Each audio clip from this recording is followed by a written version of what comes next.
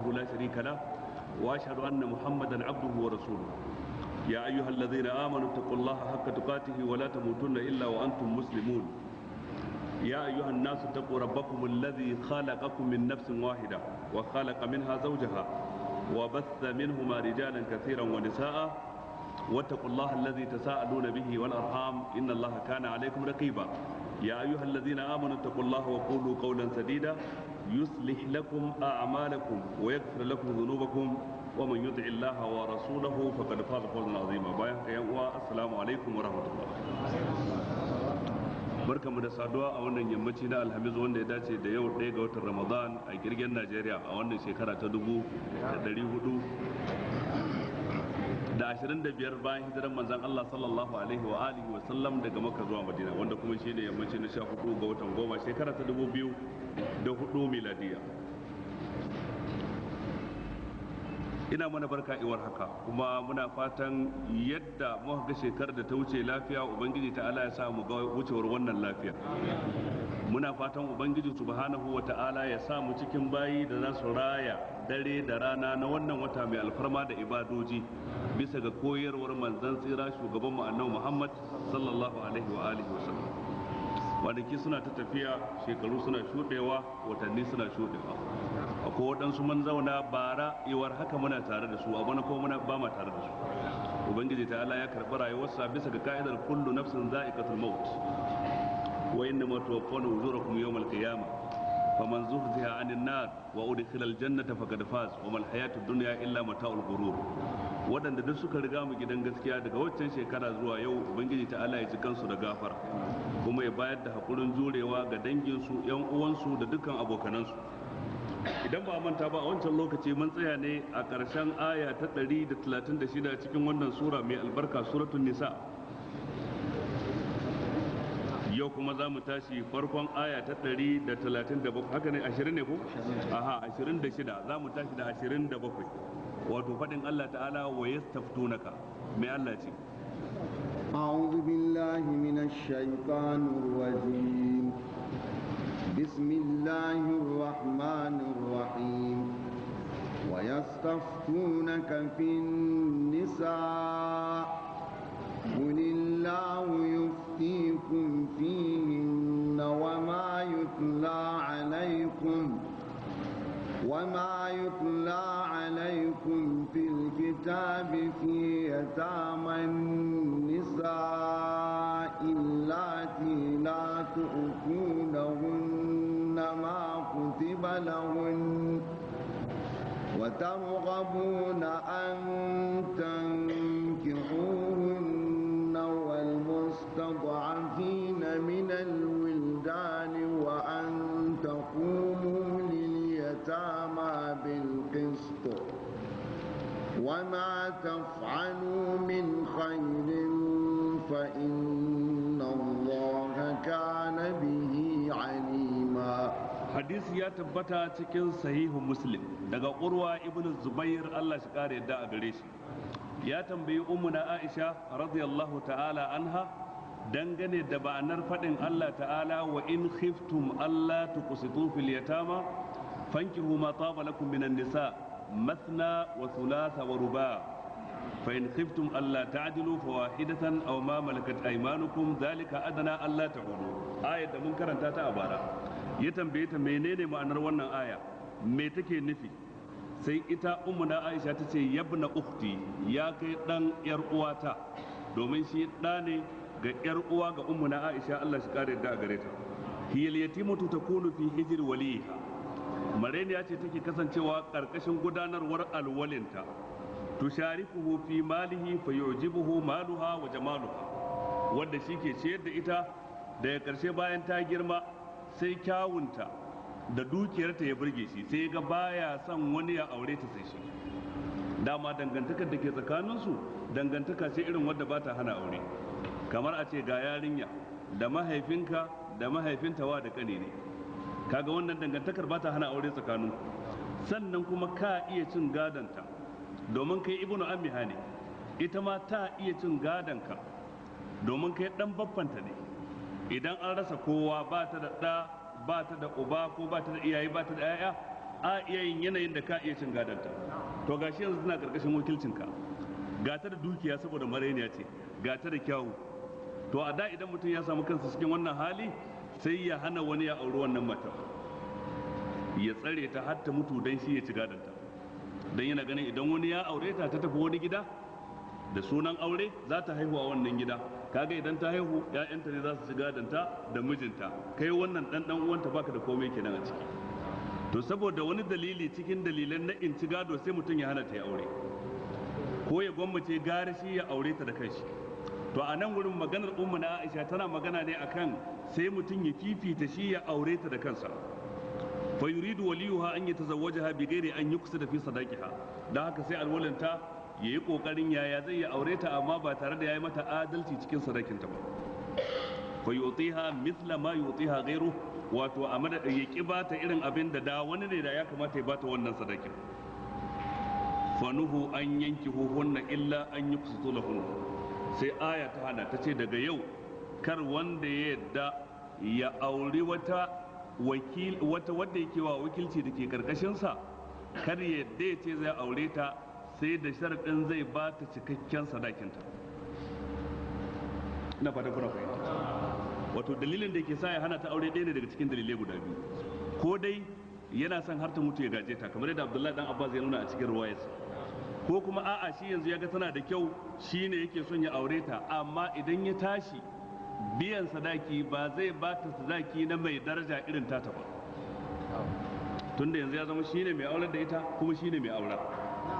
Kaga nan sai ya san kai wajen sanya sadaki din, wajen yanke sadaki. A madadin a ce ta kai darajar da sadakinta 20,000 ne sai ya sa 10,000 tunda shine zai aure ta. A madadin sadakinta ya kai a bata 50,000 ko 100,000 sai ya iyakance shi a 20,000 ko 30,000 saboda shi ne yake so ya aure ta. Ina fatan kun fahimta. To shine ubangiji ta ala ce wa in khiftum alla tuqsitu fil yatama, idan ba za ku iya yi wa marayu da ke karkashin ku adalci ba wajen yanke sadakin su yayin da kuka so ku aure su, to ku kyale su din fanki ho ma tsaba da kuma nisa, ku je ku auro adadin da ya daɗaɗa gare ku na mata a waɗansu gidajen. Dai idan ka je wani gida wani alwalin ne ba kai ba zai yanke ma sadaki, kaga zai yanke gwargwado yadda yake ganin ya dace da darajar yassa ko wanda yake wa wakilci. Amma nan in kai za ka yanke da kanka za ka yi son rai, to sai aka ce kar ka aure ta, sai dai ka je ka auro a wani gida. Fanki ho ma tsaba lakum minan nisa masna wa thulatha wa ruba. Shi ne Aisha ta ce fanuhu an yanki hunna illa an yuqsitu lahunna, sai aka hana su aure su sai fa inda sharadin za su yi musu adalci cikin sadakin su. Wa yablughu bihinna a'la sunnatihinna min as-sadaq, su kai makwarar abin da ya dace a baiwa irinta, mai kyawu irinta ko yarinta irinta ko mai ilimi da sanin ya kamata irin nata. In an samu mace mai wannan kimar a wani gida, yaya ya kamata sadakinta ya zama, to haka idan irin wannan din tana karkashin ka, irin wannan sadakin shi zaka bayar kafin ya halatta a ce ka aure ta. Wa umiru an yankihu man taba lahum min nisa, da aka hana su auren wannan sai aka ce su je su auro a wani waje siwahunna waɗanda ba su ba. Qala urwa ibn zubair yace qalat aisha ummuna aisha tace thumma inna an-nasa istaftaw rasulullahi sallallahu alaihi wa alihi wa sallam ba'da hadhihi al-ayati fihinna. Sannan daga bayan waccan aya a farkon suratul nisa'i ta sauka, an riga an gama bayani. Waɗanda ba su san ayar ba ko ba su fahimci ma'anarta ba ko suna wani gari daban ba Madina ba, sai suka zo suna yi wa manzon Allah fatawa cikin irin waccan matsalar da an riga an saukar da aya akai tunda su ba su sani ba. To lokacin da suka zo suna wannan fatawar me ya faru? Fa anzalallahu azza wa jalla, sai ubangiji ta'ala ya saukar da fadin sa yastaftunaka fin nisa qulillahu yuftikum fihin.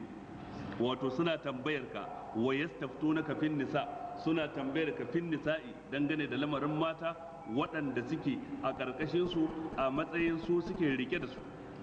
Qulillahu yuftikum fihin, kace da su ubangiji ta'ala na yi muku fatawa game da lamarin su.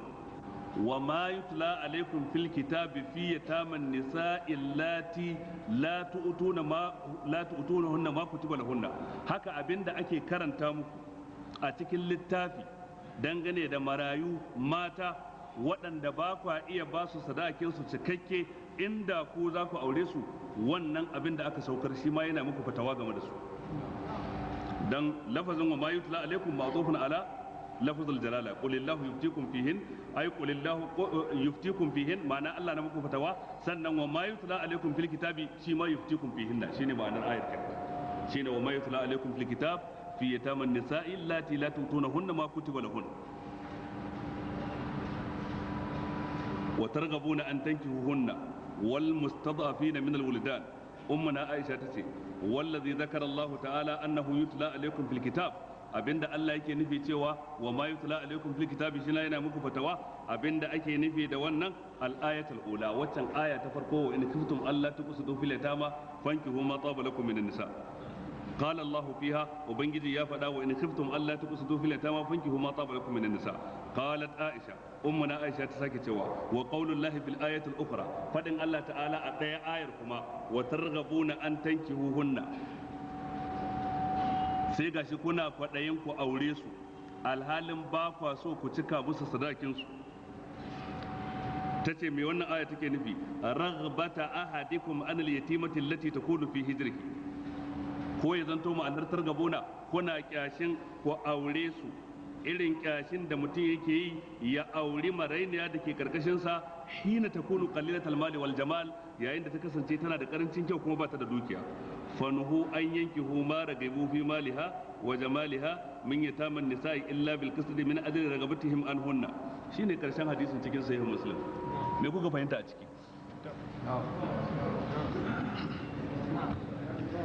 daidai abin na tabbatar kun fahimci wani abu ku fahimta ba amma ni makasudi na kawo hadisin shine yadda ummuna Aisha take tafsirul Qur'an bil Qur'an ayar yastaftunaka fin nisa take son ta fassara amma sai ta alakanta ta da wa in khiftum alla tuqsidu fil yatama fankihu ma taba lakum minan nisa'i masna wa thulatha wa ruba sai ta kamo wani bangare a can gurin ta yi bayanin sa da wani bangare na nan sai ta dauki wani bangare na wannan ayar sai ta gutsuro wani bangare na can gurin dan ta tayar da batu guda daya ko ma'ana guda daya ina jin inda littafin hadisin da hannunku yadda yake hannuna da haka za ku fahimta yadda na fahimta kuma na tabbatar in ma kun je gida kun leka haka za ku fahimta yadda na fahimta ina ba da kun fahimta a takaice dai ubangiji ta ala da cewa yi wa yastaftunaka fin nisa mutane suna tambayar ka kai annabi dangane da lamarin mata mai hukunci idan mace tana karkashi na ni ne wakilinta shin ya halatta yin aure ta ko bai halatta yin aure ta ba yar uwata ce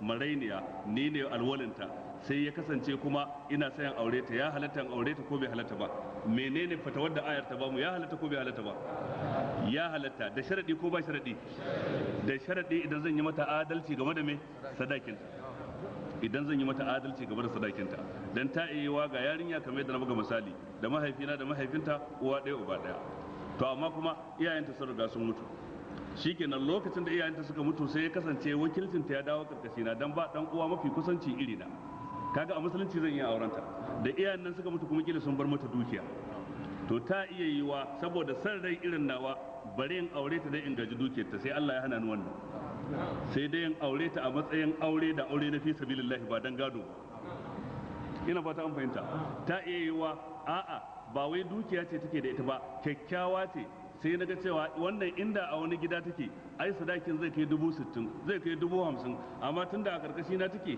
ai ina da dama in yanke sadakin sai na yanke shi 10,000 ko 20,000 bari in bayar da 20,000 ko 10,000 in aure ta ya halatta ko bai halatta ba bai halatta ba amma in har sadakin irin ta zai kai 60,000 sai na bayar da 60,000 a matsayin sadakin ta ya halatta ko bai halatta ba ya halatta kaga adalci na addinin musulunci kaga wannan shine cikakkiyar kariya ga addinin musulunci game da ƴa mace da tsare mata haƙƙinta marainiya wadda bata san komai ba amma aka ce wakilinta bai halatta ya aure ta ba sai inda sharadin zai mata wato ainihin adalci to sannan bari fito da wani abu fili game da wata mas'ala fiqhiyya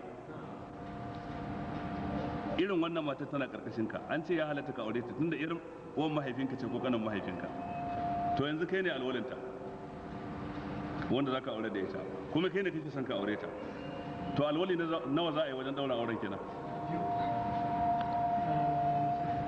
ya halatta nan take kaza kai ne mai aure zuwa ko mai karba imam malik ibn anas ce ya halatta ka tara jama'a su zo dauran aure ni wane da nake wakiltar wance a matsayin alwalinta na bisa ga sadaki naira 1000 kaza kuma na karba jama'a kun shaida halatta, amma bisa ga wannan sharadi na zaka yi mai adalcin da muka ambata, ya zanto kana son ta ne tsakani da Allah ba dan dukiyarta ba, ya zanto kuma ka ba ta sadakin da ya kamata a baiwa makamanciyarta. Matukar kayi wannan to ya halatta, amma matukar ba za ka bayar da sadaki cikakke ba to bai halatta ba. Matukar kuma za ka yi ne kawai don wato ainihin ka gaje dukiyarta ka hana wani aure ta, to wannan ma bai halatta ba, dan mugun nufi ne kenan kai. وما يتلى عليكم في الكتاب في يتامى النساء اللاتي لا تؤتونهن ما كتب لهن abinda ake karanta muku a cikin littafin Allah dangane da mata marayu shi ma yana yi muku fatawa. Menene abinda ake karanta muku? Shine ayar farkon cikin wannan sura ta suratul nisa. Sai Allah ce wa targhabuna an tankihuhunna wal mustad'afina min al-wulida wa targhabuna an tankihuhunna, lafazin targhabuna an tankihuhunna fi'ilin ragiba yarghabu yana yin ta'addi bil fa, a ce ragiba fi kaza, yakan yi ta'addi bi an, aka ce ragiba an kaza. Gashi lafazin ɗaya ne amma ma'anarsa ta canja idan fi ta biyo bayansa, wato fi fa'iya zawaidi, ko ma'ana takan canja yayin da ya kasance wato ainihin an ta biyo baya ainun da nunun. Idan aka ce ragiba an kaza, wato ya kyamaci kaza kenan. Ragiba fi kaza ma'ana ya so kaza kenan. Shi yasa manzo Allah ce wa man ragiba an sunnati, ma'ana wanda ya kyamaci sunnata wato baya tare da ni. Amma idan aka ce ragiba fi kaza ma'ana ya so kaza kenan. To nan gurin fadin Allah ta'ala wa targhabuna an tankihuhunna, kafin kalmar an ana kaddara ko dai fi ko kuma kaddara an bil ain. Wanne kuke so mu kaddara? Wa targhabuna fi an tankihuhunna, irin waɗanda kuke kwaɗayin ku aure su ba tare da kun ba su sadakin su cikakki ba kenan ko kuma wa targhabuna an tankihuhunna, irin waɗanda ba kwa son ku aure su, ma'ana in ta zama mai mummuna wadda ba ta dukiya, kamar yadda ummu na Aisha ta bada fassara. Idan kai fassaran fi yayi, idan kai fassara an tayi. Wal mustad'afina min al-wuldan, haka abinda ake karantawa dangane da masu rauni cikin yara shi ma ya riga gama fatawa akai. Menene ake karantawa dangane da masu rauni cikin yara? Cikin yara wato ainihin ayar da ta gabata ta rabon gado. Ubangiji subhanahu wa ta'ala ce wal yakhsha alladhina law taraku min khalfihim dhurriyatan dha'afan khafu alaihim falyattaqullaha wal yaqulu qawlan sadida innal ladhina ya'kuluna amwal yatama zulman إنما يأكلون في بطونهم نارا وسيصلون سعيرا يوصيكم الله في أولادكم zuwa ayoyi guda biyu. Waɗannan ababen da sun riga sun gama fatawa game da haƙƙin mace, game da haƙƙin yaro ƙarami wanda yake marai ne, duk abin da kake so ka sani game da haƙƙin waɗannan idan ka koma wancan ya gama ba da fatawa. Ma'ana dai ayar tana cewa waɗannan sahabbai da suka zo suka yi tambaya, abin da kuke tambaya a yanzu farkon sura ya riga ya bada ansa a kansa, ku koma gare shi za ku samu ansa. Shikenan kawai abin da ayar take nuna wakil. Wa an taqumu bil yatama bil qist, wato ku tsaya wajen kula da marayu bil qist ta hanyar adalci. Wa ma taf'alu min khairin fa inna Allaha kana bihi alima, abinda duk kuka aiwatar na aikin alkhairi ubangiji subhanahu wa ta'ala yana sanar da shi kuma zai bada lada akai. Sai Allah ce وإن امرأة خافت من بعلها نشوزا أو إعراضا فلا جناح عليهما أن يصلحا بينهما صلحا فلا جناح عليهما أن يصلحا بينهما صلحا والصلح خير وأحضرت الأنفس الشح وإن تحسنوا وتتقوا فإن الله كان بما تعملون خبيرا. Ubangiji ce wa in imra'atun khafat min ba'liha nushuzan, idan mace ta hararo cewa lalle mijinta zai kawar da kai gabarinta, nushuz kenan, au iradan ko zai kyale ta manta da ita. Lafazin nushuz wato abin da yake nufi a cikin harshen larabci kawar da kai, kyale abu, mantawa da shi. Akan jingina shi zuwa ga mace, akan jingina shi zuwa ga namiji. Idan an jingina nushuzi zuwa ga mace, aka ce nashizatil mar'atu nushuzan, abin nufi ta kangare wa miji, ba ta yi masa da'a, ba ta yi masa biyayya. ya ce yi ba za ta yi ba, wato ya ce ta bari ba za ta bari ba, wanda mun riga mun yi bayanin hukuncinsa a bara cikin faɗin Allah ta'ala wallati takhafuna nushuzahunna fa'izuhunna wahjuruhunna fil madaji'i wadribuhun fa in ata'nakum fala tabghu alayhinna sabila inna Allaha kana aliyan kabira. Akan jingina nushuzi zuwa ga namiji, wa in imra'atun khafat min ba'liha nushuzan, a nan gurin ana nufin wato mace ta fita daga cikin zuciyarsa kwata-kwata ya daina sonta ya daina tunaninta. To idan mace ta farga cewa yanzu mijina baya so ya rage kaunata ya rage soyayyar da yake mun baya tunanina, yaya za ta yi? Kuma soyayya wani abu ne wanda ba a soyo shi a kasuwa, kuma ta yi tunanin ta gano menene kasawarta wajen baya son ta kasa ganewa. Ta yi adan, ta yi kwalliyar, ta yi biyayyar, ta yi da'ar, ta yi addu'ar, ta yi kiyamun lailin, ta yi azumin litinin da alhamis, duk dai baya son ta. To sai ta yaya? To shine sai Allah kawo maslaha. Fala junaha alaihi ma an yusliha bainahuma sulha. Babu laifi su sulhu a tsakaninsu da juna. Wa sulhu khair. Yin sulhun shi yafi alkhairi sama da a ce su rabu. To duk lokacin da aka ce za a yi sulhu, ma'ana za ta hakura da wani bangare na haƙƙinta kenan. Kar ta ce za ta nemi cikakken haƙƙinta a wajensa. To wannan a yi sulhu din a zauna a haka ya fi alkhairi saboda a ce an rabu, musamman idan Allah ya bayar da zurriya, musamman idan an ɗauki lokaci mai tsawo ana tare, shekaru 20 shekaru 25, kuma daga baya shi kenan ta fita daga ransa babu yadda ta iya da ranta. To a nan wurin sai su yi sulhu a tsakaninsu. Wannan abin da aka faɗa za mu fahimce shi hakikanin fahimtarsa idan mun koma cikin hadisai. Na farko hadisi ya tabbata cikin sahih Muslim daga Ummuna Aisha Allah shi kare yadda a gare ta. Tace unzilat fil mar'ati takunu inda rajul. Wannan aya an saukar da ita dangane da mace da za ta zanto tare da miji. Fatatulu suhbatuha, zama yayi zama, fa yuridu talaqaha, da ya karshe soye rabuwa da ita. Fataqulu, ita matar sai ta zo ta ce da shi la tutalliqni wa amsikni, dan Allah karka sake ni, kai dai ka rike ni a matsayin matarka, wa anta fi hillin minni, amma kana da dama ka raba kwana da ni ko kar ka raba kwana da ni, kana da dama ka bani cefa ne ko kar ka bani cefa ne, ni dai bana so a ce bana tare da yayana, ni dai bana so a ce yau na koma gidan mu haka kawai gani yar shekara 50 yar shekara ko 60 ko na makamancin haka a ce an sake ni bazaura, yaya zan yi? Gara a ce kana tare da ni ko baka raba kwana da ni ba, ranar da kaga dama ka zo wuri na, ranar da baka dama ba kwana na ka dauka ka ba wanda kake so cikin matarka.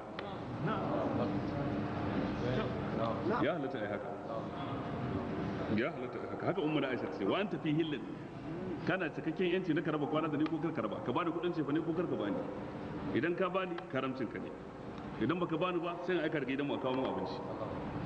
Amma dai ya ishe ni alfahari a ce mun matar wani, ban san mu rabu, ƴaƴa na su cewa bani da aure, ƴaƴa na su cewa bana tare da mahaifinsu, bana san haka. Wato mace mai hankali ya kamata ta yi wannan tunanin. Fa nazalat hadhihi al-aya, wannan aya ta sauka. Haka Imam Tirmidhi ya ruwaito hadisi daga Abdullah dan Abbas yace khashiyat Saudatu an yutalliqaha an-nabiy sallallahu alaihi wasallam. Sauda bintu Zam'a, ɗaya daga cikin matan Annabi sallallahu alaihi wasallam, ta ji tsoron kila fa Annabi zai sake ta. Saboda ta manyanta, ta yi shekaru da yawa, kuma saboda wani dalili cikin dalilai da ruwaya ba ta yi bayanin sa ba, amma dai ita ta fahimci Annabi zai rabu da ita. Faqala, sai ta ce da shi la tutalliqni wa amsikni, ya manzon Allah ka kyale ni dan Allah karka sake ni, ka kyale ni in ci gaba da zama a cikin wato ainihin nisa annabi ummahatul mu'minin, waja'al yawmi li Aisha, kwana na kuma na baiwa Aisha. Fa fa'ala, sai manzon Allah ya yarda da wannan hukunci. Fa nazalat, sai wannan aya ta sauka, fala junaha alaihima an yusliha bainahuma sulha wa sulhu khair. Babu laifi su sulhu a tsakaninsu idan zama yayi zama, kuma sulhun shi fa alkhairi fi mastalaha alaihi min shay'in, cikin kowane irin abu suka yi sulhu din ya halatta, fa huwa jaizun, wannan sulhu din halal ne. Ina fata an fahimta. Kila ya iya cewa to ni ba zan raba kwana da ke ba zan baki cefa ne ba, ta ce a to ai cefa ne idan baka bani cefa ne ba zan yi in ci abinci, yanzu in je in yi aiki, in je in rika karban bashi a wajen mutane, in je in zubar da mutuncin ka ashe matarwa ne. Na yadda ka bani abinci amma rabon kwana karka raba da ni, ranar da duka ga dama a cikin shekara ɗaya ka zo wuri na sau ɗaya ganin daman ka. Dan Allah, da mace ta fita ta kashe aurenta, ta je ta tagayyara, ta jefa yaranta cikin damuwa, da ta zauna yaran suna cikin kwanciyar hankali suna ganin babansu da mahaifiyarsu tare ko da ba a rabon kwana da ita, wanne fa alkhairi a gare ta? Suna tare fa alkhairi a gare ta, suna tare fa alkhairi a gare ta. Amma fa wannan din ba wajibi bane, ba ta muka dole ta yi haka ba. Idan ta ce ita ba za ta yi haka ba sai ta kashe aure, shikenan sai ta kashe, ba wanda ce ta aikata haramun, ba ta saba Allah ba, ba ta saba manzon Allah ba. Ta nemi a rabu aka bata, ta je ta yi wani auren, shikenan. Mai yiwa tana daga cikin matan ita ba za ta iya jurewa a haka ba, dole sai dai a bata ta je ta yi aure, shikenan. Dama halal ne, ja'iz ne, ba a ce wajibi bane ba. Ina jin wannan hukuncin ba dan mun karanta shi a aya ba da wannan hadisin, kila inda an faɗe shi haka kawai da sai mutum ya ga ya zame masa bako. To amma idan mutum ya yi dogon tunani sai ga cewa akwai adalci da hikima cikin hukunce-hukuncen addinin musulunci. Sai dai wani lokaci hankulan mutane ba lallai bane su gano abu da gaggawa, wanda Allah masa gamdakatar ya gane abu da gaggawa, wanda bai Allah bai masa gamdakatar bai kasa ganewa wato ainihin da gaggawa. Wa in imra'atun khafat min ba'liha nushuzan aw iradan, idan mace ta ji tsoron mijinta zai kyale ta, zai daina santa, au iradan ko ya kawar da kai ga barinta, fala junaha alaihima an yusliha bainahuma sulha, babu laifi a kansu wato su yi sulhu tsakaninsu da juna, yarjejeniya. Wa sulhu khair, yin sulhun nan shi yafi alkhairi. Sai Allah ce wa uhdiratil anfusush shuh, sai dai kuma zukata an cika su da son biyan bukatunsu. Lafazin ashuhu a larabci na nufin san in bukata ta biya. Lalle mace tana son lalle sai bukatar ta biya game da mijinta, lalle shi ma namiji na son sai bukatar ta biya game da matarsa. Yana kowa na son bukatar ta biya, amma aka ce ku yi hakuri, kai baka samu biyan bukatar ka ba, ita ma bata samu ba. Domin ita in son samu ne a bata abinci kuma a raba kwana da ita, to sai zanto ba za a raba kwana da ita ba, igiyar auren sai dai ga tanan ta samu. Shi kuma in son samu ne ta ba shi filin ɗakin ya cike ɗakin da wata, to shi ma ta ki ta ba da filin, tana nan ta zaune masa waje. To kaga sai aka yi sulhu, shi ya haƙura da wani bangare, ita ta haƙura da wani bangare. To sai Allah ce wannan shefa alkhairi, duk da cewa hudratul anfusush shuh. Wa in tuhsinu wa tattaqu fa inna Allah kana bima ta'maluna kabira. Inda za ku ihsani tsakaninku da juna kuma ku yi takawa ku tsare dokokin Allah, to lalle ubangiji ta'ala shine wato ainihin mai bada labari dangane da abin da kuke aikatawa. Sai kuma Allah ce ولن تستطيعوا أن تعدلوا بين النساء ولو حرصتم فلا تميلوا كل الميل فتذروها كالمعلقة وإن تصلحوا وتتقوا فإن الله كان غفورا رحيما وإن يتفرقا يغن الله كلا من سعته وكان الله واسعا حكيما. ubangiji ce walan tastati'u an ta'dilu bainan nisa, wallahi ba za ku iya yin adalci a tsakankanin mataye ba, walau harastum, ko da kun so haka, ko da kun kwadaitu akan ku yi adalci ku daidaita tsakanin matanku, to ba za ku iya ba. Duk wanda yake da mace sama da ɗaya waye ce daidai wa daida suke, ba gaskiya bane. Walau harastum, ko da kun so yin hakan ba za ku iya ba. To tunda ba za ku iya haka ba, me kenan za ku yi? Fala tamilu kullal mail, kada ku karkata ta gaba daya, ta yadda da matan da makwabta da yaran gida da kowa da abokanai kowa ya san kawai wanta ce, to kar ku yi haka. Sai dai ku dan rinka boyewa a zuci, ka fi son wance sama da wance, amma a fili baka nuna haka, a mu'amala baka nuna haka. Dan malamai suka ce shi adalci kashi biyu ne. Akwai adalcin da dan adam zai iya, dan haka Allah ya wajabta masa lalle yayi shi. Akwai adalcin da dan adam ba zai iya ba, wannan ba a wajabta masa. Adalcin da dan adam zai iya shine al'adl fi huquqi shar'iyya, adalci cikin haƙoƙi na shari'a, abin da ya shafi abinci da sutura da rabon kwana, abinci, sutura, rabon kwana, gurin zama. Wannan kowa zai iya yin adalci a tsakani. Ya zanto irin gidan wance shine na wance, irin ɗakin wance shine na wance, tufafi irin na wance shine irin na wance. Kamar yadda na faɗa, darajar tufafin ya zama ɗaya, ba wai lalle ne kalar su ya zanto ɗaya ba, a'a darajar su irin darajar yadin, darajar atamfar, darajar les din wanda wance ke sawa shi wance ke sawa, darajar abincin shi ma iri ɗaya ne, sai dai kila hanyar sarrafawa wancan ta yi to wancan ta yi wani abu daban, amma dai darajar abincin quality din shi iri ɗaya ne. Haka adadin kwanaki, kwana biyu nan kwana biyu can, wannan duk ya zanto ɗaya ne. Wannan shine abin da yake wajibi akan dukkan mutumin da yake da mace sama da ɗaya, dole ya wannan. Amma adalci kashi na biyu shine al'adalu fil muhabbati wal aqwal wal af'al. Adalci wajen so, wannan ba wanda zai iya yansa, shi aya take da shi. Wal aqwal wajen yawan magana ko surutu ko hira, bayan da za a ce hiran da kai lokacin da kake ɗakin wanci shi za ka yi a ɗakin wanci. Me ya wanci ta iya hira, ta iya kawo labarai, ta iya bada abin dariya. Wance kuma dinkim take bata iya hira ba, to ya za ka yi? Ka ba da labarin har ka gaji ba response, to ya za ka yi? To amma wacce kafin ta zo dama ta shirya labaranta, ta san yadda za ta yi. To kaga babu yadda za a ce wai za a yi maka kididdigar adadin maganin da kai a can sai an kirge sentences din da kai using din su, a nan ma lalle ne adadin su zanto ɗaya, ba zai yiwu ba. Sannan kuma wal af'al, a aikace babu yadda za a ce irin yadda kake kwanciya da wancan haka za ka yi da wancan. Mai yawa wancan za ka iya kwanciya da ita sau biyu sau uku a dare ɗaya, wancan kuma sau ɗaya kawai. Wannan kuma kowace akwai yanayinta ne, akwai bambanci tsakanin wance da wance. Duk mai mace sama da ɗaya ya san wannan labarin, wanda yake da mace guda ɗaya ba zai san wannan labarin.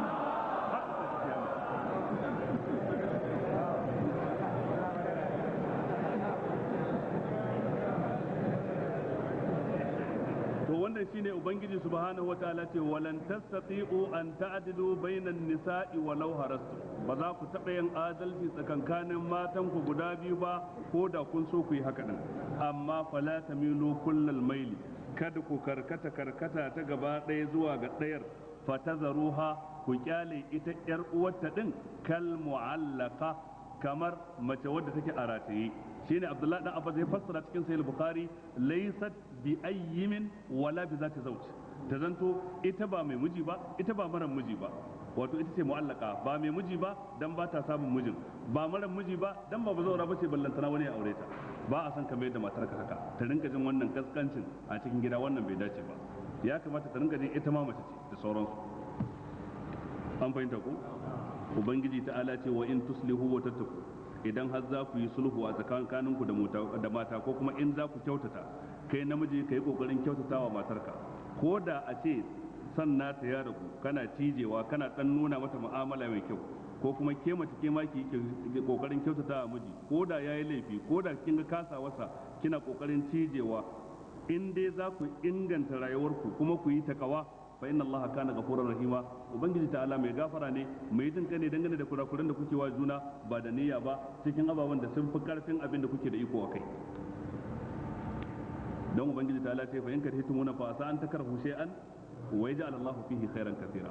Ka iya kin abu amma kuma Allah ya sanya alkhairi mai yawa tattare da shi. Kana kinta amma kuma ubangiji ta'ala ya baka zurriya, ya'ya tsakaninka da ita, to kaga wannan alkhairi ne daga cikin alkhairai din. Allah ce wa in yatafarraqa yughnillahu kullam min sa'ati, wa in yatafarraqa, idan fa zama ya ki daɗi har ya kasance mazaje sun rabu, mace ya rabu da matarsa, mace ta rabu da mijinta, yughnillahu kullam min sa'ati, Allah zai wadatar da kowanne ɗaya daga cikin su daga yalwarsa.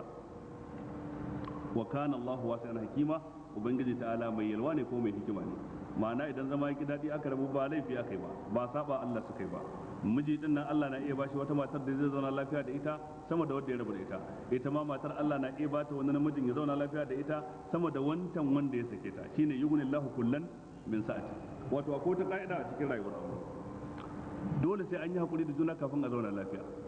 Idan aka ƙi yin hakuri, duk wanda ya kasa yin hakuri, yayi gajan hakuri, to sai Allah ya jarrabe shi. Ma'ana idan mace ta ƙi yin hakuri, da laifi babba da laifi karami duk ta dauke shi a matsayin laifi wanda ta mayar da lalle sai an rabu, har ta tayar da hankalinta dole sai an rabu, to idan aka rabu sai Allah ya jarrabe ta da wannan son namiji, ta ji kamar babu kowa sai shi a duniya, shi kuma ya riga ya gama ya soke ta kenan.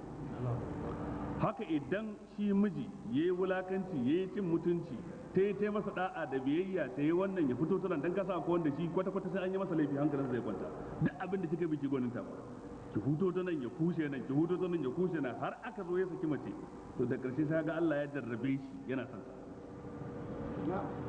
amma idan kowa ya yi kokarin tsare dokar Allah shi ya yi haƙuri gurgurdan yadda zai iya, ita ma ta yi haƙuri gurgurdan yadda za ta iya. Allah ne ya kawo rabuwa, kaddara ce ta zo, ba sakacin wani ne daga cikin su ba, to sai kaga Allah ya hutar da zuciyar kowa. Ita Allah ya hutar da zuciyarta, ko ta yi auren ko kuma ta zauna ko da ba mijin cikin kwanciyar hankali, shi kuma ko ya auren ko ya zauna ko ba matar cikin kwanciyar hankali. Shine ma'anar yughnillahu kullan min sa'ati. Ai na taɓa karanta mana wata kissa, wani malami yana zaune na karatu, sai wani ɗalibi ya zo ya ce masa yana fama da talauci, sai ce kai aure, sai je ya aure. Ba wancan hadisin ba da ake shafa, da ya je ya aure talauci ya yi tsanani sai dawo ya ce wallahi malam talaucin nan ya karu sama da da. Sai ce to ka sake ta, ya ce a to me amfani wannan fatawar taka, ina cikin talauci kace in yi aure, kuma na yi kuma talaucin yana nan kuma kace in saki, to idan dama ka san zaka ce in saki me amfani da kace in yi? Yace a fatawar farko na yi tsammanin kana cikin ma'abuta suratul nur ne, an gane ko da Allah ce wa ankihul ayama minkum was-salihin min ibadikum wa ima'ikum in yakunu fuqara yughnihim Allahu min fadli wallahu wasi'un alim. Na yi tsammanin a san nasibin ka yake, to kaje kuma auren ya baka wahala, to da yanzu kuma da ka gana baka fatawa, to na dawo da kai suratul nisa'i wa in yatafarraqa yughnillahu kullan. In an rabu Allah zai wadatar da kowa da yalwarsa kenan, shine yughnillahu kullan min sa'ati wa kana Allahu wasi'an hakim. Saboda haka dai ubangiji ta Allah shar'anta aure, shi kuma shar'anta saki. A cikin aure akwai alkhairai masu dimbin yawan gaske, a cikin saki wani lokaci akwai waɗansu alkhairan sai dai ba sa bayyana ga dan adam. Kila a saki a koma sai a fi mutunta juna sama da da, kila a rabu yughnillahu kullam min sa'atihi, kowa ya samu wadatarsa kuma sama da da. To kaga dukkan waɗannan alkhairai ne. Manzon Allah sallallahu alaihi wasallam ya saki na Hafsa, mala'ika Jibril aka turo aka ce je ka ce ya mayar da ita, fa innaha sawwamatun qawwamatun, aka ce mai yawan azumi ce tana da qiyamul layli. Manzon Allah ya dawo da ita da umarnin Allah, ma'ana Allah ya kaddara manzon Allah ya saki dan annabi haramun bane da mutum yayi, ina ba ta fahimta. Amma ko manzon Allah ya jure, ya zauna da wannan Sauda bintu Zam'a tare da ta manyanta ta girma, saboda wannan ayar ta ce masa mai wasulhu khair. Da haka idan mutum ya yi abu cikin abubuwan da Allah madaukakin sarki ya ce, matukar dai yayi ne ba da nufin wulakanci ba, ba da nufin cin mutunci ba, ubangiji subhanahu wataala ba zai zarge shi. Sai Allah ce ولله ما في السماوات وما في الأرض ولقد وصينا الذين أوتوا الكتاب من قبلكم وإياكم أن اتقوا الله وإن تكفروا فإن لله ما في السماوات وما في الأرض وكان الله غنيا حميدا. ولله ما في السماوات وما في الأرض وكفى بالله وكيلا. إن يشأ يذهبكم أيها الناس ويأتي بآخرين وكان الله على ذلك قديرا.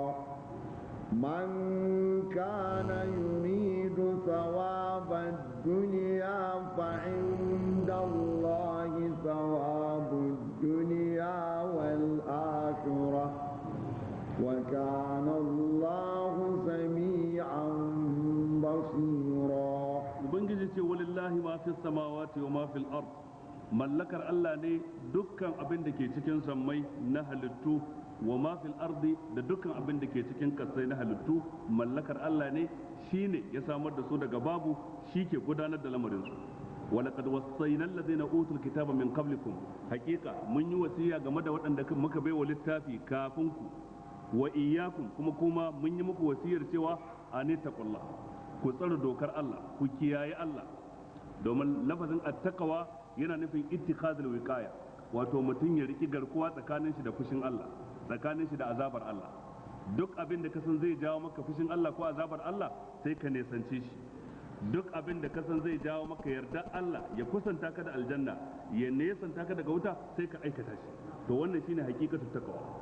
Mun yi wasiya ga waɗanda suke kafin ku cikin al'ummomi, kuma mun yi muku wasiyar cewa anittaqullah, ku ji tsoron Allah ku kiyaye dokokinsa wa in takfuru idan ku ko kafirce masa ba ku yi masa da'a da biyayya ba fa inna lillahi ma fi samawati wa ma fil ard to ubangiji ta'ala dai shi ke mallakar abin da ke cikin sammai shi ke mallakar abin da ke cikin kasai abin nufi bijire wadda kuka yi masa da kafirce wadda kuka yi masa ba zai tauye komai daga cikin mulkin sa kamar yadda da'ar ku da biyayyar ku ba zai ƙara komai a cikin mulkin sa ba subhanahu wa ta'ala idan bayi sun yi da'a sun yi abin kirki kansu suka yi wa idan bayi suka kangare suka saba sannan kuma Allah madaukakin sarki bai cutu da komai ba nan ma kansu suka yi wa wa kana Allahu ganiyan hamida lalle ubangiji ya kasance shine al-ghaniyu mawadaci wanda baya bukatar komai sannan shine al-hamidu wanda dukkan dangin yabo shine yake cancantar sa ba wanda yafi Allah cancantar a yabe shi ba dan komai ba sai dan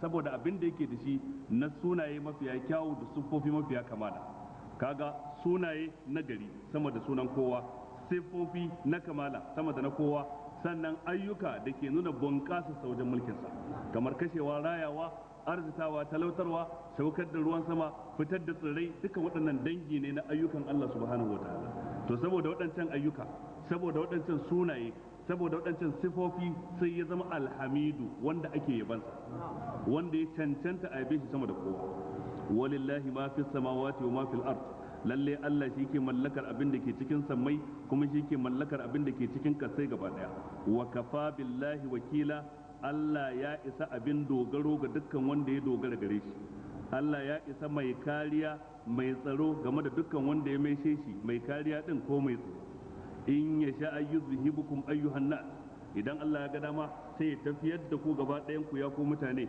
wa ya'ti bi akharin yazo da waɗansu ba ku ba wa kana Allahu ala zalika qadira Allah mai iko ne akan haka inda zai in ya sha yuzhibukum ayyuhan nas wa yati bi akharin in ya ga dama sai tafiyar da ku ya zo da waɗansu kuma Allah mai iko ne akan haka man kana yuridu thawabad dunya wanda duk ya kasance yake son sakamakon duniya cikin abin da yake aikatawa fa inda Allah thawabud dunya wal akhirah to sakamakon duniya din da na lahira duk a hannun Allah yake wa kana Allahu sami'an basira kuma ubangiji ta'ala ya kasance mai ji sannan ko mai gani abin nufi karka nufaci duniya da maganar ka ko aikinka ka nufaci lahira shi ne ya fi maka alkhairi wa butagi fi ma ataka Allahu ad-dar al-akhirah ka nemi gidan lahira da maganar ka da aikinka in za ka yi aiki in za ka yi magana ka yi da nufin ubangiji ta'ala ya baka sakamako gobe kiyama ba dan yabo na gidan duniya ba domin idan yabo na gidan duniya kake so to a hannun Allah yake sai ka yi din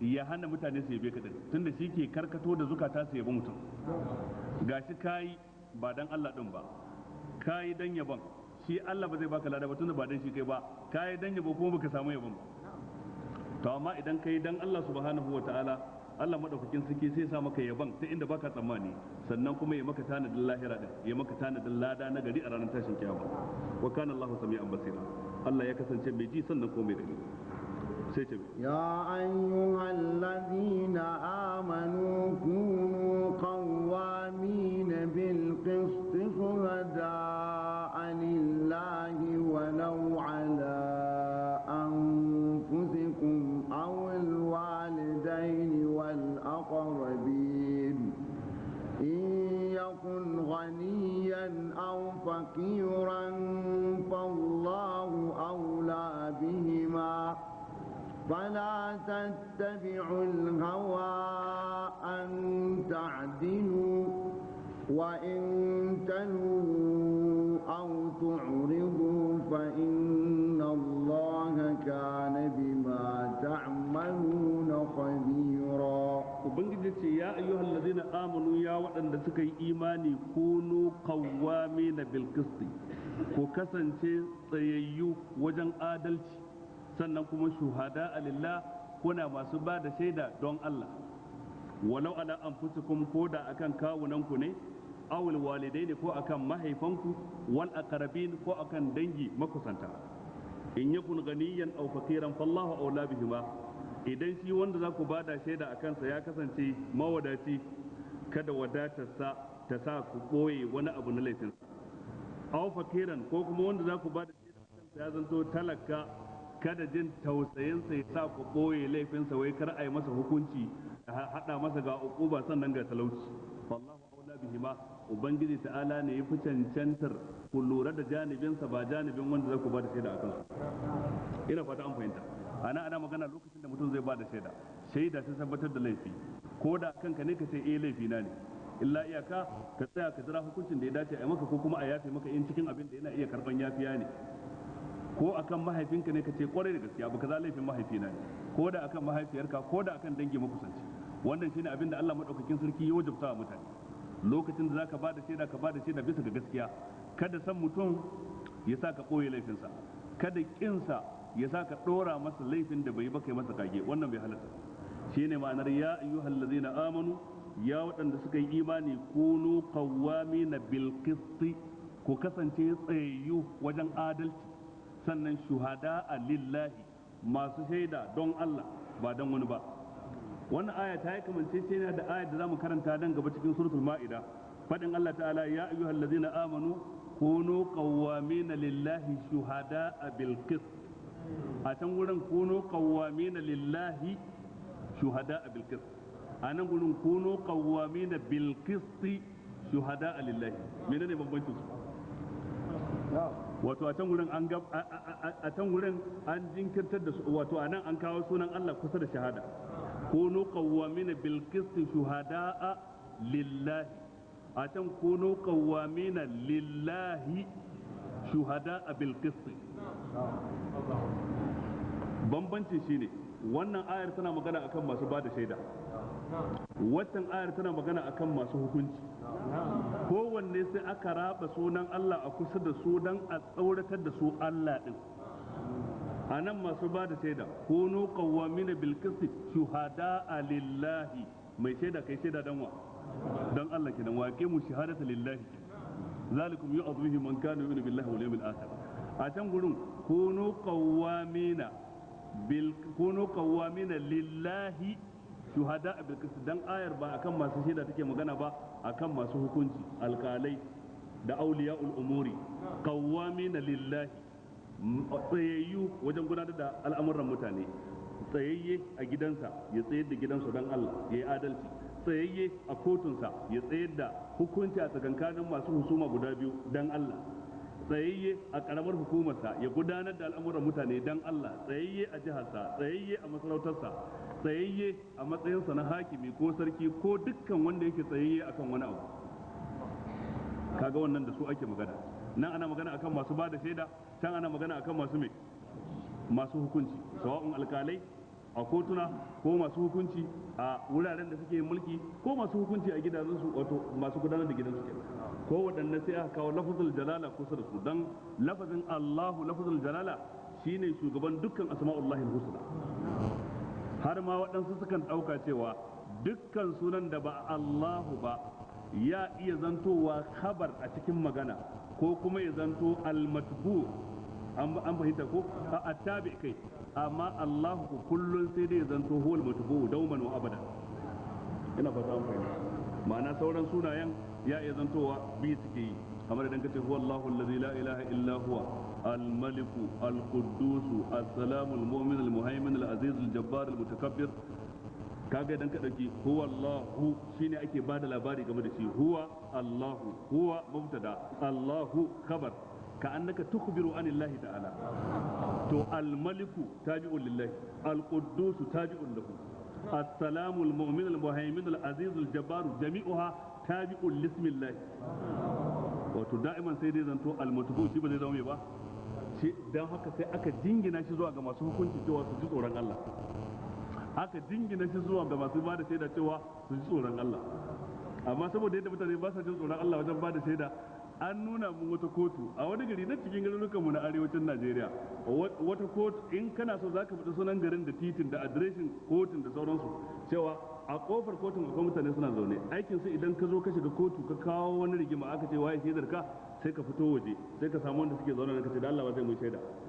Sai ce ta mece ce, ta mota ce ko ta plot ce ko ta menene girman plotin, 100 by 100 100 by 150 ne, me girman sa a wace unguwa yake, me cinikinsa zai kai miliyan nawa, sai a je ce to zan maka shaida, amma nawa za ka biya. Bai taɓa ganin shi ba sai da nan ba.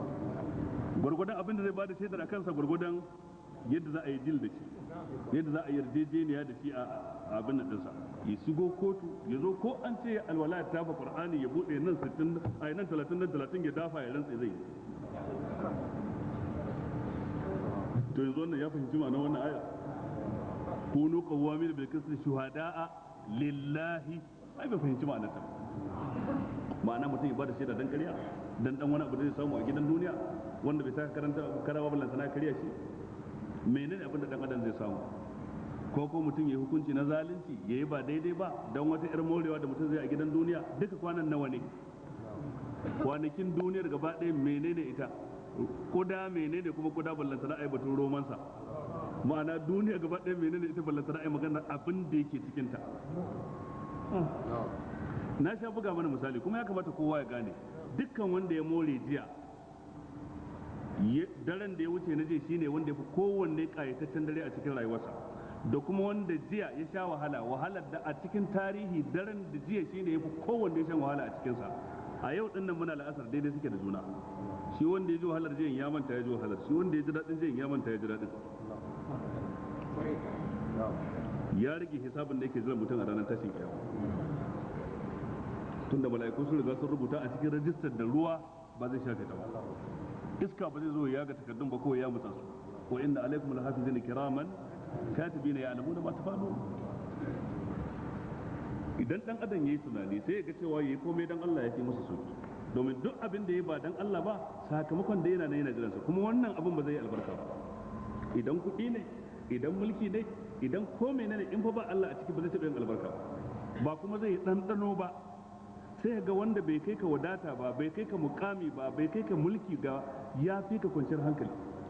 Sai ka ga ina ma ana sayar da rayuwa a wani supermarket da ka je ka sayo rayuwa shigen irin ta wani da iyalinsa, kai ka kasa samu kuma ka fi shi wadata, ka fi shi kuɗi, ka fi shi komai, amma fi ka kwanciyar hankali saboda ya bi Allah kai baka bi shi. Ya kuma kin kabara ko ba haka bane ba? Ai haka ne magana take. Ma'ana dai ko me za mu yi kokari mai don Allah tsakaninmu da Ubangiji, to wannan kuma dole sai mutum ya yi yaƙi da zuciyarsa yau da gobe, ba dabarar dan adam bace ba, gam da katar ne na Ubangiji. Ya Ubangiji ka shiryar da mu zuwa ga abin da ke shine daidai. Allah ya ce ya ayyuhallazina amanu kunu qawwamina bil qisti shuhada'a lillahi walau ala anfusikum aw al walidaini wal aqrabin in yakun ghaniyan aw faqiran. In yakun ghaniyan ma'ana in yakunil mashhudu alaihi ghaniyan, kaga ismu yakun din kenan mahzuf ne, sai khabaru yakun din shine ya bayyana ghaniyan aw faqiran, amma al mashhudu alaihi shi ake kaddarawa. Fallahu aula bihima, allati fala tattabi'ul hawa, kada ku bi soye-soyen zuciya, an ta'adil ku da ku yi adalci. Wa in talwu aw tu'ridu, wa in talwu idan kun jirkita magana shine lawayalwi, an gane ko, wa yaquluna sami'na wa asaina wasma ghayra musma'in wa ra'ina layyan bi alsinatihim wa ra'ina layyan bi alsinatihim wa ta'ana bi layyan. Allayyu shine wato tahriful kalim, jirkita zance. Akan ce lawa a larabci fi'li madi, yalwi kai yana jirkita zance ko yana rikita zance, ga yadda zance yake sai ka canja fasalin sa don cimma wata manufa. Shine fala tattabi'ul hawa an tadlu wa in talwu, idan kuka jirkita zance kuka mayar da gaba ta koma baya, aw tu'ridu ko aka ce ku zo ku bada shaida sai kuka gudu kuka ce ba zan bada shaida ba, ni ban sani ba, dan ka san in ka bada shaidar zaka tabbatar da laifi ga wani wanda kake so.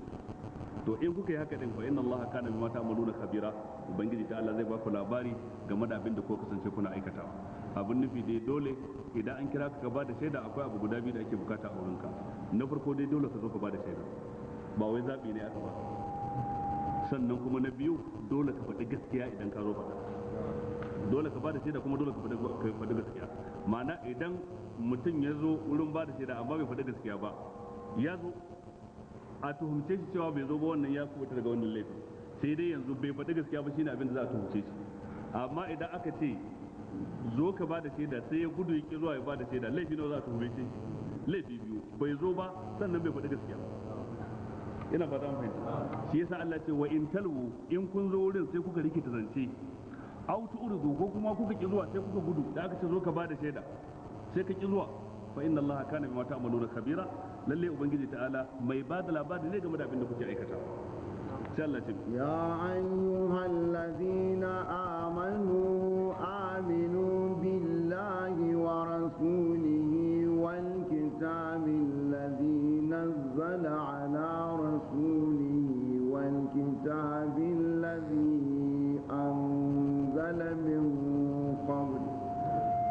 ومن يكفر بالله وملائكته وكتبه ورسله واليوم الآخر فقد ضل ضلالا بعيدا إن الذين آمنوا ثم كفروا ثم آمنوا ثم كفروا ثم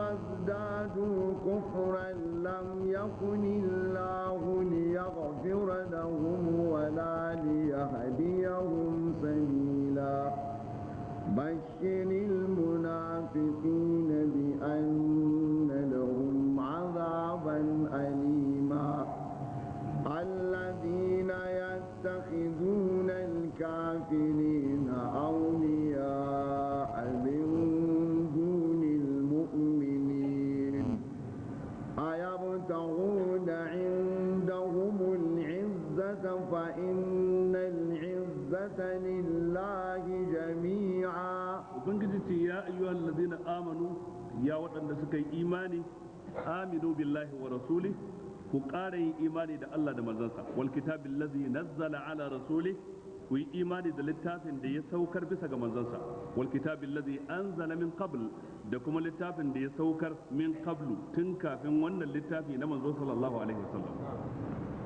wa man yakfur billahi wa malaikatihi dukkan wanda ya kafirce ma Allah ko ya kafirce wa mala'ikunsa wa kutubihi da littattafansa wa rusulihi da manzanninsa wal yawmil akhir ya kafirce wa ranan karshe faqad dalla dalalan ba'ida hakika ya bata manisanci malamai sun sha bamban wajen fassara fadin Allah ta'ala ya ayyuhal ladzina amanu aminu wato ya waɗanda suka yi imani ku yi imani wato suna ganin tunda an ce ya waɗanda suka yi imani sannan kuma sai aka ce ku yi imani to me kalmar ku yi imani take nufi ma'ana in dai ku yi imani ne a karan fari sun riga sun yi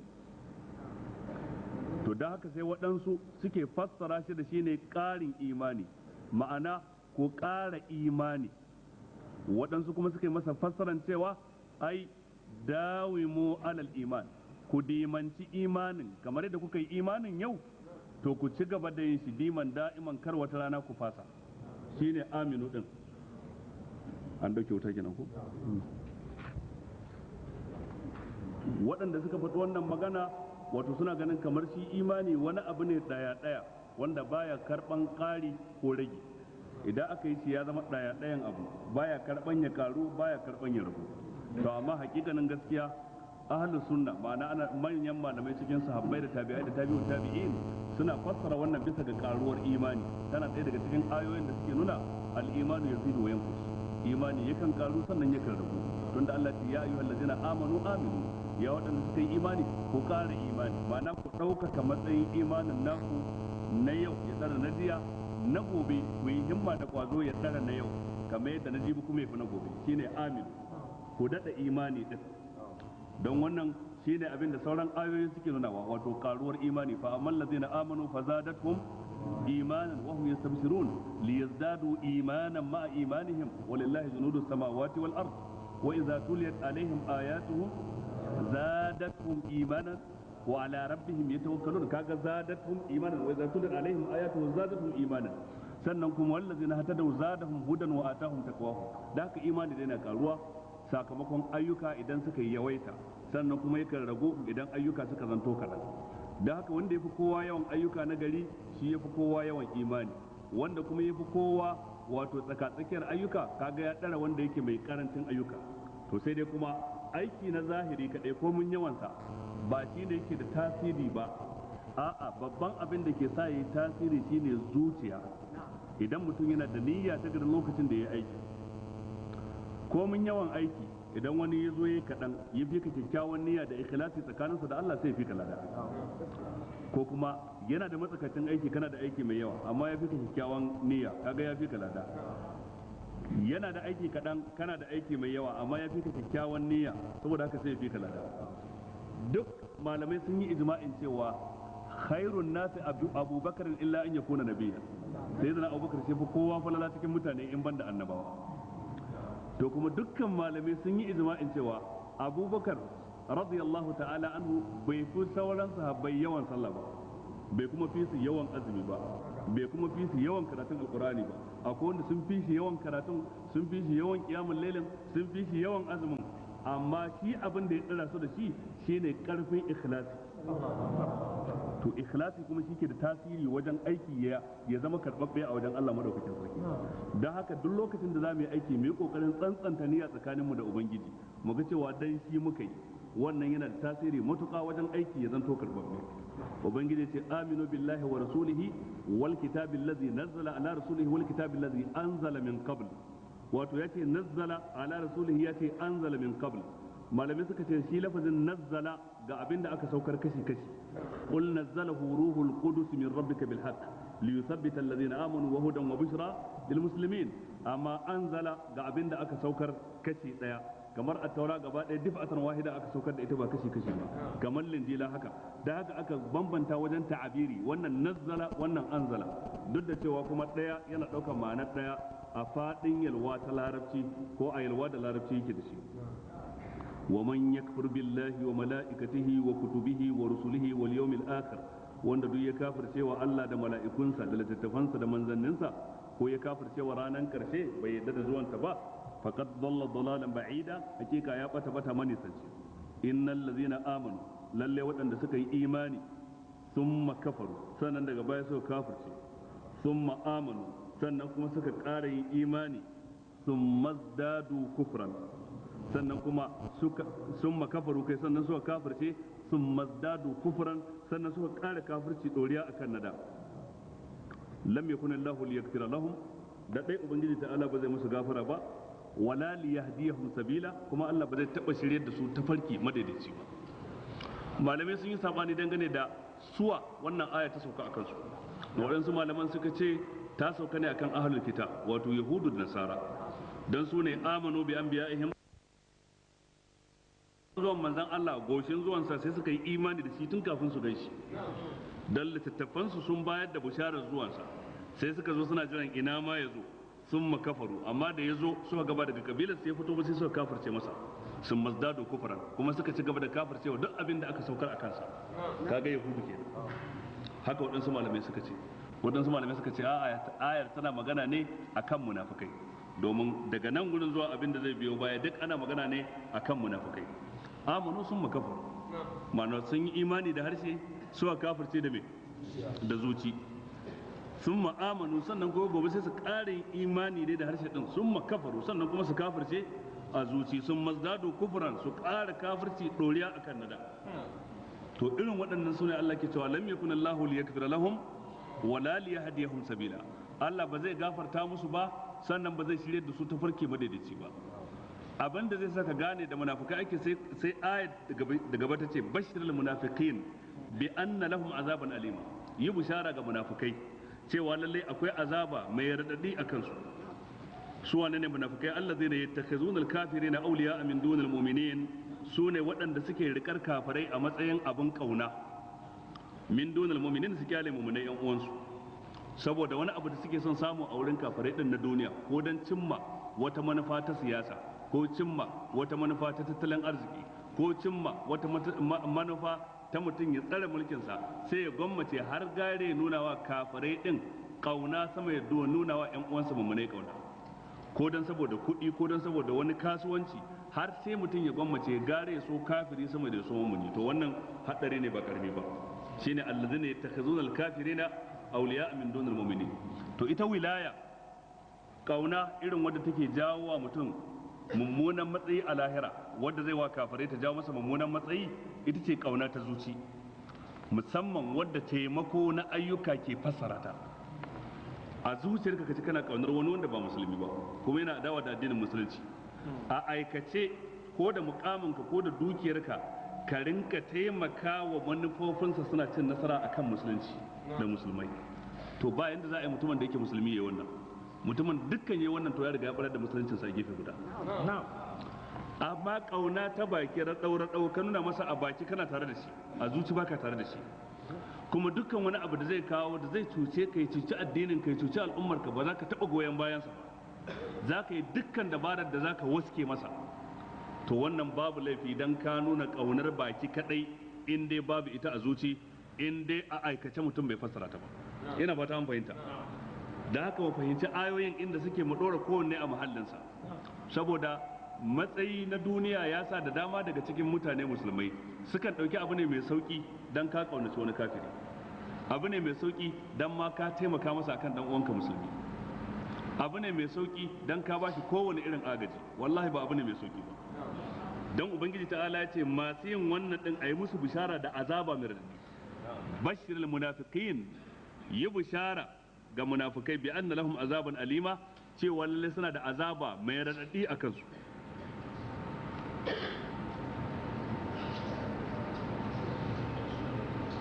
A matsayin abin kauna ko ababen taimakawa banda mummunai yan uwansu, sai Allah ce ayyabtaguna indahum al-izza, shin suna neman wata daukaka ce a wurin su? Lafazin al-izza yana zuwa da ma'anar galaba, wato kana neman rinjaye a wajensa, kamar yadda Allah madaukakin sarki faɗa cikin kisar Dawud, fa qala akfilniha wa azzani fil khitab. Azzani bi ma'ana galabani, ma'ana suna neman galaba a wajensu, suna ganin ba yadda za su ci nasara akan abin da suka sa a gaba in ba waɗancan kafirai sun dafa musu ba, sun mara musu baya ba.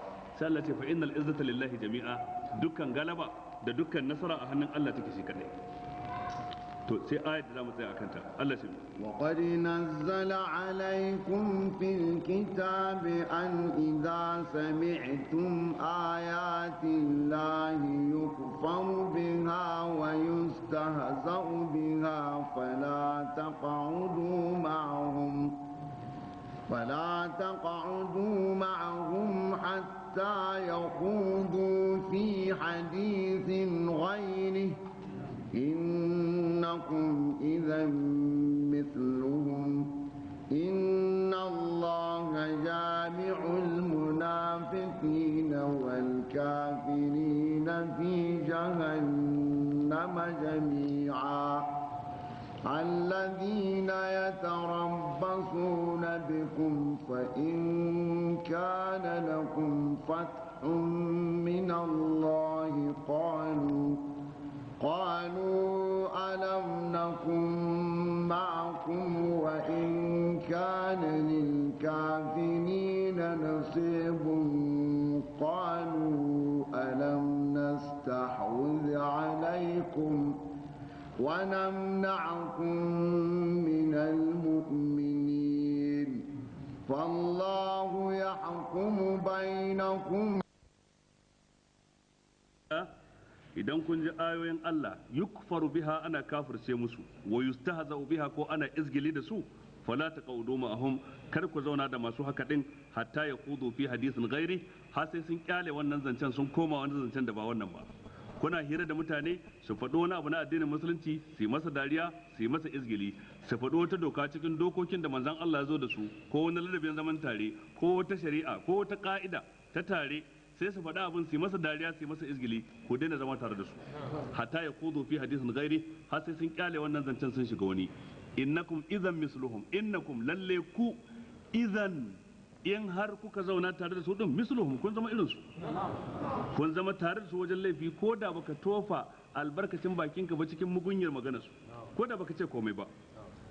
Inna Allaha jami'ul munafiqina wal kafirina fi jahannama jami'a, ubangiji ta'ala zai tara kafirai da munafukai cikin wutar jahannama gaba daya. Allah ya tsare mu. Ina ganin saboda katsewar wuta mu kyale hayar haka, gobe sai mu ƙara maimaita ta, sai mu tashi, sai mu dora da abin da biyo baya. Abin da muka faɗa zama daidai, Allah shi ba mu lada, wanda muka yi kuskure Allah ya shafe mana. Wassalamu alaikum warahmatullahi.